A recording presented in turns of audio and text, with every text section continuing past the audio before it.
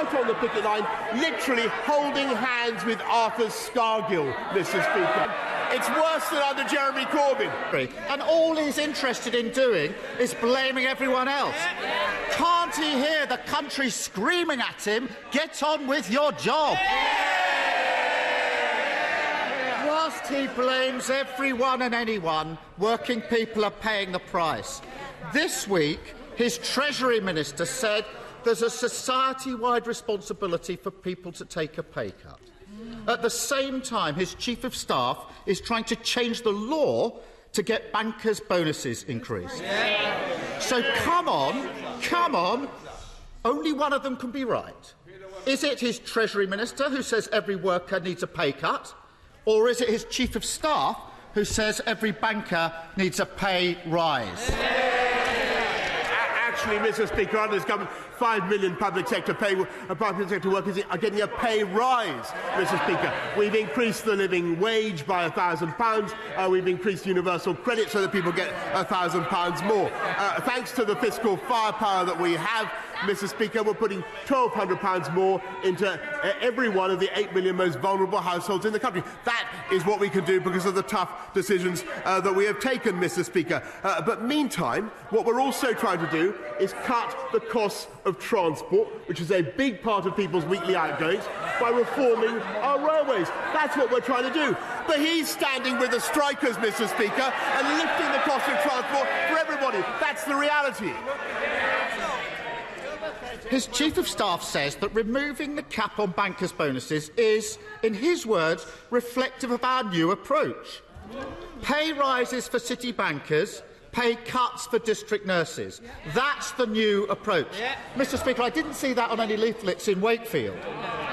But this hasn't come from nowhere, because according to the Financial Times, on the 7th of June last year, the Prime Minister was directly lobbied for the cap to be lifted. Rather than help working people, he's rolled over on bankers' bonuses, hasn't he?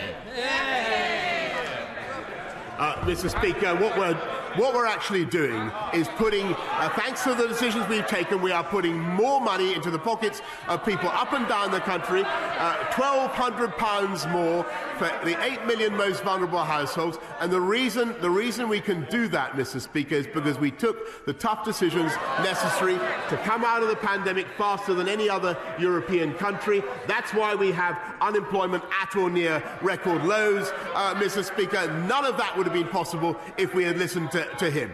And we have more people now in payroll employment than we had before the pandemic began. That is what the British people know, and that is what this government is going to continue to deliver. 15 tax rises, high tax, low wages, low growth. That sums his government up. Working people paying more tax under this government, and now they're told to take a pay cut.